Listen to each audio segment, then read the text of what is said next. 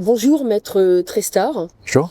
Voilà, nous venons d'assister à une audience devant l'ordre des infirmiers. C'était extrêmement émouvant. Vous pouvez nous rappeler en deux, trois mots pourquoi Élodie Cazobiel a été convoquée avec vous-même aujourd'hui? On était ici devant la juridiction disciplinaire nationale, donc à Paris, pour contester la sanction qui a été prononcée par la chambre disciplinaire de première instance à Bordeaux, et qui a été de radier définitivement Élodie Cazobiel de l'ordre donc de Gironde pour les faits qui lui étaient reprochés, c'est-à-dire d'avoir édité des faux passes sanitaires, en fait d'avoir voulu faire croire qu'elle était vaccinée alors qu'elle ne l'était pas. Vous avez mis quoi en avant comme élément pour essayer d'obtenir l'indulgence? Des éléments essentiels qui visaient à démontrer la disproportion et la démesure de cette sanction disciplinaire, totalement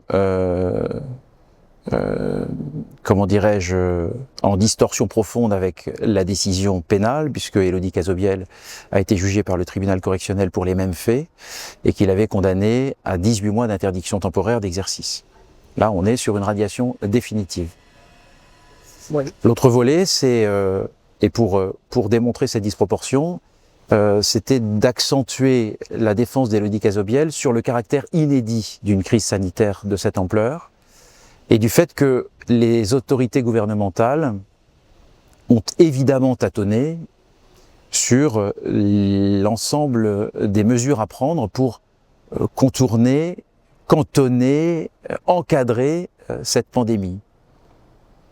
Eh bien, on ne peut pas radier à vie une infirmière qui n'aurait pas, comment dirais-je, adopté les meilleurs comportements, sous le prétexte qu'à un instant T, effectivement, il y a eu cette obligation vaccinale qui a concerné les soignants, qui, s'ils n'étaient pas vaccinés, devaient cesser leur activité sans aucune rémunération. Aujourd'hui, si la même crise sanitaire sévissait, je ne suis pas certain qu'une telle mesure serait prise.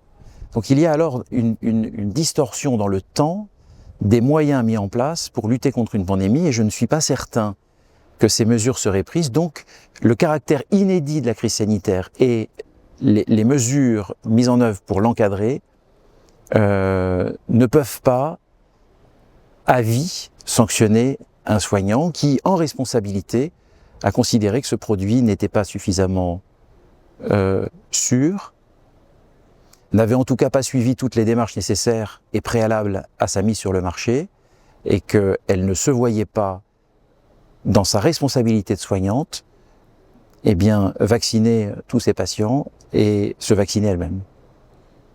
Donc finalement, elle a mis en avant, et vous-même, l'aspect déontologique et éthique de la question.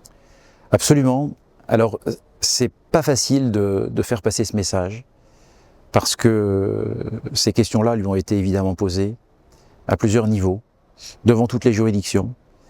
Mais pourquoi ne vous êtes pas vous contenté de refuser de vacciner sans éditer des faux passes de vaccination? Ça, c'est tout le sujet. Voilà. Il y a des gens qui comprennent qu'elle ait refusé cette vaccination. Il y a des gens qui comprennent qu'elle ait fait croire qu'elle l'était vaccinée alors qu'elle ne l'était pas. Et puis d'autres qui ne le comprennent pas. Donc c'est toute l'attente que l'on a de cette décision qui sera rendue dans quelques semaines de la Chambre disciplinaire nationale.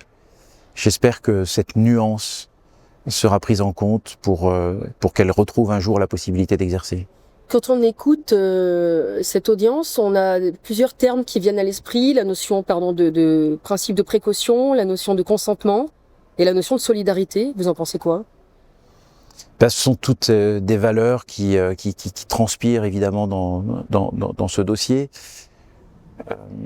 Mais quand on est face à de telles instances et avec de tels enjeux, bien écoutez, on accepte les versions de chacun et on essaie de s'y retrouver de façon à ce que, encore une fois, raison gardée, cette décision qui est tant attendue par Élodie Cazobiel, qui est de priver d'exercice de son métier depuis 3 ans et demi, puisse être proportionnée.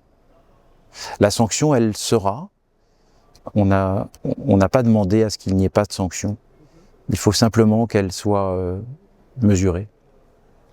Pour les amoureux du théâtre, les actions d'Élodie, finalement, face à ce qu'on peut appeler des lois illégales, peuvent faire penser à une Antigone. Vous en pensez quoi?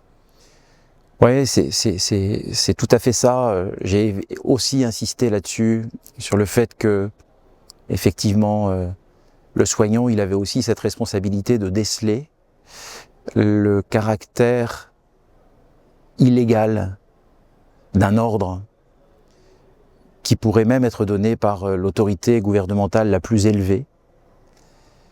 Eh bien, elle a compris que dans son activité de soignant, elle ne pouvait pas répondre favorablement à cet ordre. Et elle ne pouvait pas se l'appliquer à elle-même. Donc effectivement, ça a tout son sens. Vous êtes confiant? Oui, je le reste, oui. Il y a eu une écoute de la part du jury et du président qui était assez bonne, finalement. C'est la première fois. Mmh. Les débats se sont déroulés d'une toute autre manière devant la chambre disciplinaire de première instance à Bordeaux. C'est ainsi. Ils ont été intéressants devant le tribunal correctionnel de Bordeaux, où la personnalité du président a fait que les débats ont été animés vers la compréhension du comportement reproché à Élodie Cazobiel. Et là, on a eu un vrai temps de partage et d'écoute qui a excédé même la police habituelle de l'audience, avec un président qui était très à l'écoute des enjeux du dossier. J'ai bon espoir. Réponse quand? Dans quelques semaines. Mmh. On croise les doigts. On croise les doigts. Merci beaucoup, maître Trestar. Avec plaisir.